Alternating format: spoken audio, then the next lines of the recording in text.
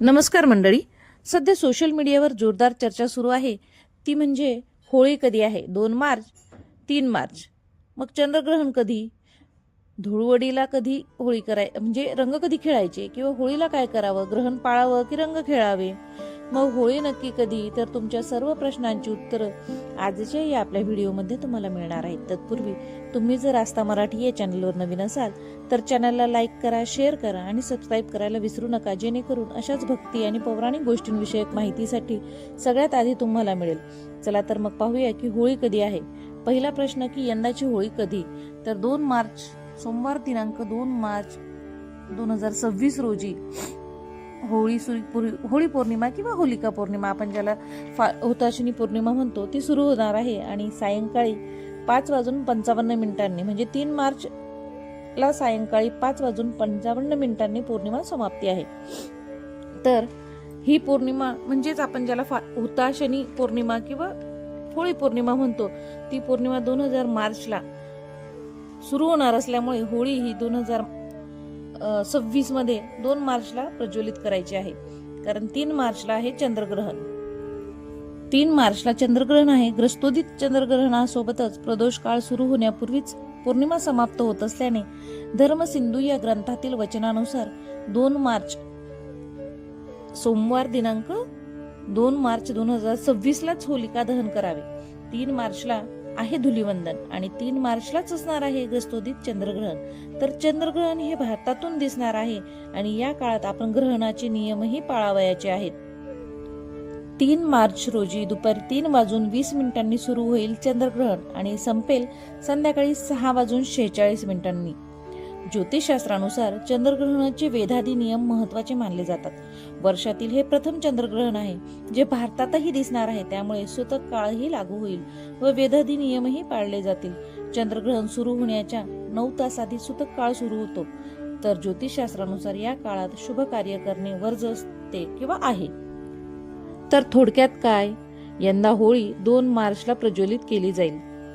तर चंद्रग्रहण आहे 3 मार्चला आणि धुळवड देखील आहे 3 मार्चला. म्हणजे चंद्रग्रहणाच्या आणि होळीचा तसा काही संबंध नाही.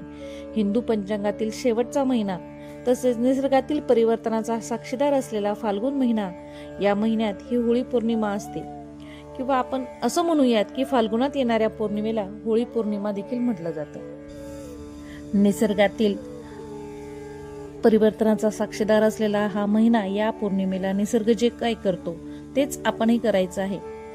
तर काय, शिशिर ऋतूचा हा दुसरा महिना, चैत्रपासून सुरुवात होणाऱ्या फाल्गुन वर्ष म्हणजे चैत्रपासून सुरू होणाऱ्या आपल्या मराठी नववर्षाचा फाल्गुन हा शेवटचा महिना, 12वा महिना. या महिन्यात निसर्ग जुनी पानं गाळून नवी पालवीसाठी सज्ज होतो. 18 फेब्रुवारी पासून फाल्गुन महिना सुरू झालेला आहे आणि या फाल्गुन महिन्यात ही पौर्णिमा जी येते तिलाच आपण हुताशनी पौर्णिमा जी येते तिलाच आपण फाल्गुनी पौर्णिमा किंवा होळी पौर्णिमा असं देखील म्हणतो.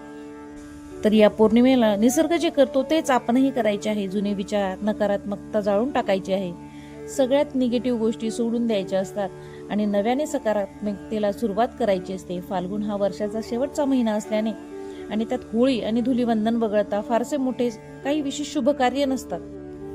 या महिन्यात शुभ कार्यांसाठी विशेष मुहूर्त म्हणून नसतात. म्हणून आपण अनेकदा उपरोधिकपणे असंही म्हणतो की आधीच उल्हास त्यात फाल्गुन मास. म्हणजे काय, तर शुभ कार्य खुलंबळ्यामुळे काही जणांना हा महिना जर अळगळीचा वाटतो किंवा वाटू शकतो, पण तरी आध्यात्मिक दृष्टिकोनातून हा महिना महत्वाचा आहे. फाल्गुन महिन्यातील पौर्णिमेला आणि अमावस्येला या दोन्ही तिथींना मानवादी तिथी मानलं जातं. मन्वंतर तिथी किंवा मानवादी तिथी म्हणजे या तिथीला सृष्टीचा पुन्हा आरंभ झालेला मास म्हणजे हा फाल्गुन मास. या दिवशी शिव आणि शक्तीची विशेष पूजा किंवा साधना केली जाते, जी साधकांसाठी अत्यंत फलदायी ठरते. फाल्गुन महिन्याची खरी ओळख म्हणजे होळी, धुलीवंदन आणि रंगपंचमी. होळी अर्थात वाईट विचारांचा, आचारांचा होलिकेत दहन करून मनातील आडी सोडून देण्याचा हा सण श्रीकृष्ण आणि गोपिकांच्या रंगोत्सवांनी सर्वांनाच ठाऊक आहे. गोकुळात भगवान श्रीकृष्णांनी गोपिकांसोबत रंगोत्सव साजरा केला, म्हणून या सणाला आध्यात्मिक आणि भावनिक असं विशेष महत्त्व प्राप्त झालं आहे. दक्षिण भारतात फाल्गुन महिना अत्यंत उत्साहात साजरा केला जातो.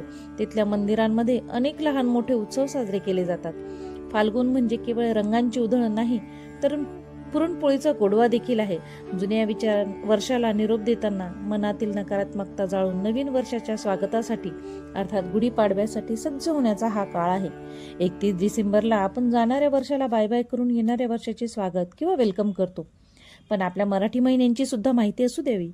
फाल्गुन महिन्यात आपण एका वर्षाला निरोप देत असतो, तर चैत्र नववर्षाचे स्वागत करतो. थोडक्यात काय तर मंडळी, होळी पेटवून आणि रंग खेळून आपण एका वर्षाला निरोप देतो, तर गुढी उभारून नववर्षाचे स्वागत करतो. तुमच्यासाठी देखील हे येणारं वर्ष सुखसमृद्धीत जावो हीच सदिच्छा.